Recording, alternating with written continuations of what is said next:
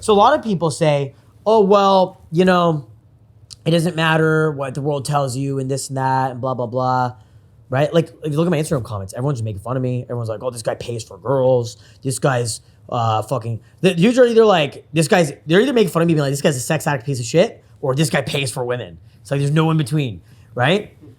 Isn't that interesting?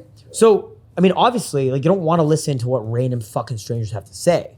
However, in terms of communication, right? In terms of, like, people's opinions are irrelevant. It doesn't matter what Aiden thinks of me or Luis thinks of me or whatever. None of that shit matters. But in terms of communication, right, and your own communication and the way you're communicating, right, it is super important. The way people are communicating with you, right? Like, if I'm all stiff and shit, I'm all like, closed off and angry, weird, you know, then people are going to be kind of weird with me because law of state transference. People feel what you feel. Say it with me. People feel what you feel. Say it. People feel what you feel. People feel what you right? feel. Energy is transferable, right? Does it make sense? Okay? So if I want to make a girl feel good emotions, what do I have to do? You feel good emotions. I have to feel good emotions. If I want a girl to smile when I talk to her, what do you have to do? Smile. Right? And this is what you were struggling with yesterday. Yeah. And all of a sudden, when you said that, you smiled. Did you notice that? Yeah. You're like, oh, I have to smile. You guys, the light bulb's starting going off, right? Yeah. You guys get it? Yeah. You're struggling with this a lot when you talk to me, not when you talk to girls. But I need you to fix that when you talk to me, so you can fix that when you talk to everybody. You understand?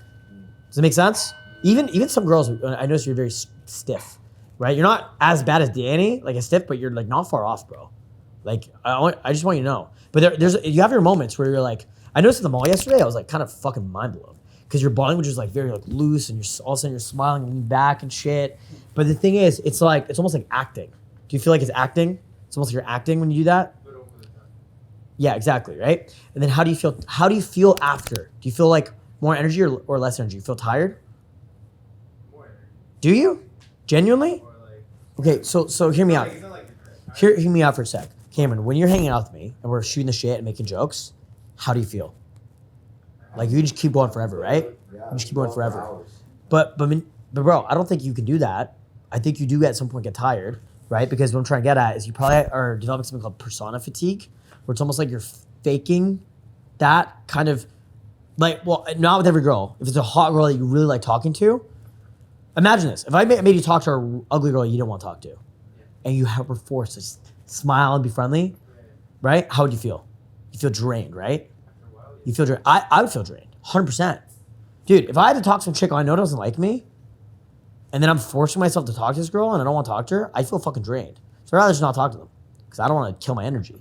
Does it make sense? So I just noticed that sometimes, like, you're a bit stiff, and I might be wrong, right? But it seems like you're putting on the positive emotions instead of just being that guy that has those positive emotions, right? To elicit a response from them, which isn't a bad thing. I actually prefer you do that rather than just be stiff, right? But what we need to do is we need to work on, like, how you feel internally so you always feel that way. Does that make sense? What's up? So something that relates to what you're saying, what Aiden and I have spoken about too. So when Aiden and I were talking on the phone about our commitment to the game, like Yeah. our passion for the game, being here is an honor and a privilege for me, right? 100%. I feel like a little kid Yeah. in a candy shop. 100%. Like I like being around you. No, and I love it. That's why I love your energy, because it's like, it's fucking amazing. And the thing is, I do coaching, right? But like I feel like I'm a student. I'm Yeah, always a student, and that's good. right? Well, So- a true master always feels like they're still a student. Yeah. I'm still going out 7 days a week trying to improve my game before the boot camp. I just did a meditation retreat. Why do that? Because I know it's going to make my inner self better, which can make my inner game stronger, which can make my game stronger, right? It's like meditate for 150 hours so I can fuck more hoes. You know what I mean? Like, half joking, kind of serious, right? But also, like, obviously I want to do the inner work as well. I go out and travel Europe, the same thing, right? Reading books, watching YouTube videos, all these things, getting hanging around different guys who are good at game, right? So it's fantastic that you're doing that, right? So yeah, I mean, it's good. It's good that you're doing that because it's gonna also strengthen your inner game, right? So you're doing good, bro. But like, again, body language, like, it's like I can see you're just constantly wanting to go back to that old identity, right? And what we need to do is have that permanent change. And that's what we're gonna work on today, okay? That permanent inner shift. I'm not mad at you guys. I'm just calling out what it is, right? so we can identify the issue, so we can solve the problem. Do you understand? Make sense? Cool. Yeah. Right. Funny enough, I don't really think you have that much bad inner game habits. Right? Have you done any sort of like inner game work, meditation, or any sort of therapy or anything like that? No, I usually meditate. Like, Okay, cool. Every time I went out, I used to go 4 nights a week. I used to meditate every night before I went out. That's good. How long? Like years or a couple years or a year? Ever since I started my game journey, which was like last November. Nice. Okay. Cool. So yeah, I can see it because you don't seem like you have shit holding you back, which is good, right? You do a little bit, like just a little bit. You do like a lot. Okay, I just sense it. You know, might be right, might be wrong. I don't know, but I mean, like probably maybe a little bit. We always have shit holding us back. I did meditation this morning, you know, and like the thing is, like, you could be like 45 meditating for fucking 30 years and you still have some weird thing holding you back, right? Who knows, right? And And also dancing, by the way, too, like at the clubs. You'll be This guy? walking around, yeah, Cortez Good. is moving. No, I I'll saw. do the same thing with I them, saw. dancing You know why that's around. good? Because that puts you in a heightened emotional state. Motion creates emotions, right? Which is good because it raises your emotions, it raises your vibration, right? And then next time you talk to a hot girl, right? Now she's feeling that emotion off of you. Do you guys understand that? Right? But if you just stand there being all stiff, right? Closed off, what does the girl feel when you approach her? Right? She feels that kind of vibe off you. Right? Isn't that interesting? Michael's a really good example of this because he just takes so much action.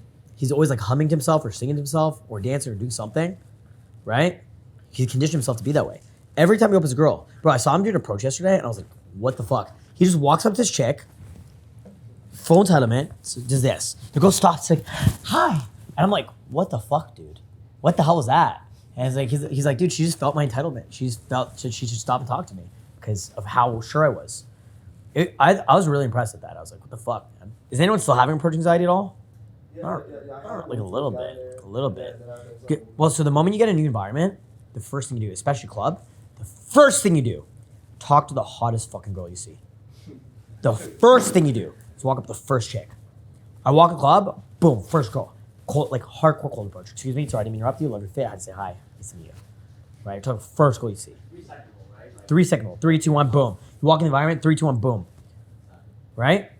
And then the second thing you do is go make friends with like 3 or 4 or 5 guys. Hey man, I love your fit, dude. I just gotta say what's up, bro. Nice to meet you, dude. Hey buddy, how are you, man? Oh, where you from? I'll just say what's up, man. Nice to meet you, bro. Cool.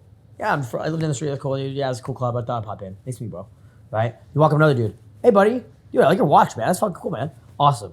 Now you feel safe in the environment. You feel like you've built like allies in that environment. You approach hot girls, right?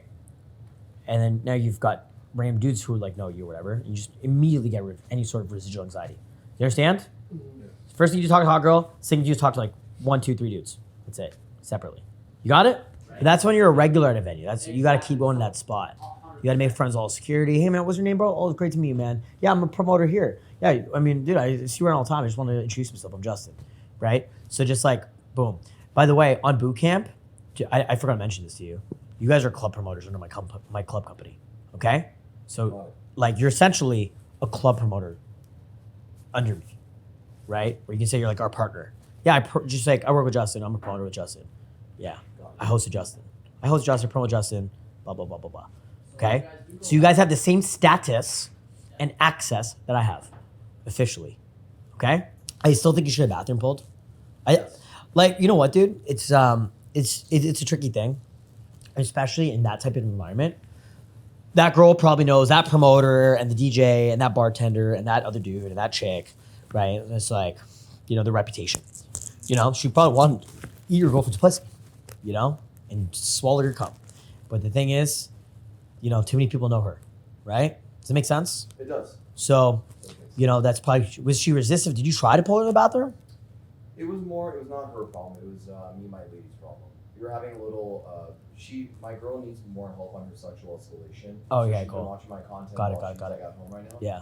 And I have a ton there's of inner game threesome situation. videos that I made. I only make content when I'm like at the peak of that experience, right? So I'll make a breakup video when I'm going through a breakup, right?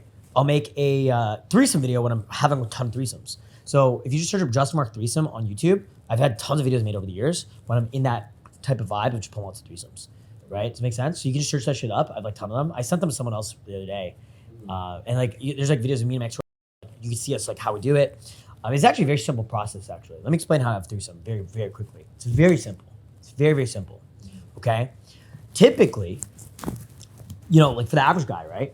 If you don't have a girlfriend and you're out trying to pull a threesome, it's not an uphill battle. It's like you gotta find a girl who's bisexual, you gotta find another girl who's bisexual, bring them together, make them, you know, make girl number 1 feel comfortable with you, make girl number 2 feel comfortable with you. It's not like double the game, it's like 10 times harder, right? Because it's like so much moving pieces, and you can still do it. I do it all the time, right? But it's infinitely easier to have a woman who's submitted to you who's already bisexual, whether she's a fuck buddy, a friends with benefits, or a girlfriend. You understand?